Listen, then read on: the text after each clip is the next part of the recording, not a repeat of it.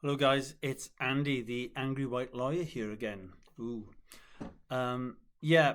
So I know I keep banging on about Plaid Cymru because I'm Welsh and I live in Wales. I will be doing more political stuff on the Gorton and Denton by-election shortly, the polls and so on, and which way that's going, and other bits and bobs. But the only reason I'm banging on about Plaid today again is that Renap Yorworth, who's the leader of Plaid, had an interview with Laura Koonsberg on the BBC today. I watched it, so you don't have to.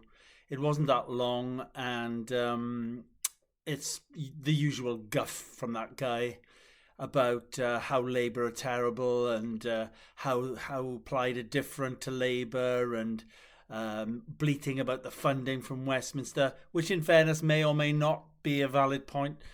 Uh, but I mean, trying to pathetically distance himself and his party from Labour when they've propped up the Welsh government for 30 years on and off. I mean, the first thing that the new Caerphilly guy did after beating Reform was go into the Welsh Parliament and vote with Labour on the budget, getting it over the line after it was blocked by the other parties. So they've supported almost everything that Labour have done over the past 30 years. And I've got to be honest, if you are fooled by that, I mean, God help you, because you can't have any sense.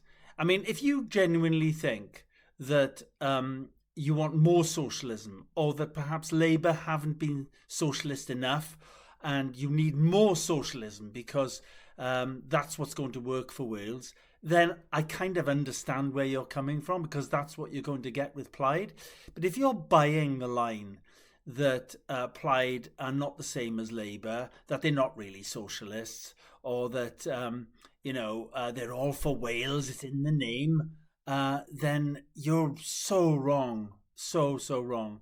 He was asked, it was a stuttering performance by him, and he was asked by Laura Koonsberg, will you raise taxes? No. Will you reduce taxes? Probably not. What's the bloody point then? I mean, his policies have included over the years the 20-mile-an-hour speed limit, which is hated by almost everyone, other things that Labour have pushed through, all with the support of Plaid. And I cannot understand. Well, I do understand why he's trying to distance himself, because he's trying to make his party not culpable for what's gone on these past 30 years. But they are blinking culpable. They really are. You just look at their track record. They had a person under the Drakeford administration that was right at the top of government. So um, it was a poor performance, and I think anybody from Reform would have a field day with that. I think Farage has actually made the point that they are Plaid's distancing themselves from Labour is rather pathetic, because the facts fly in the face of that assertion.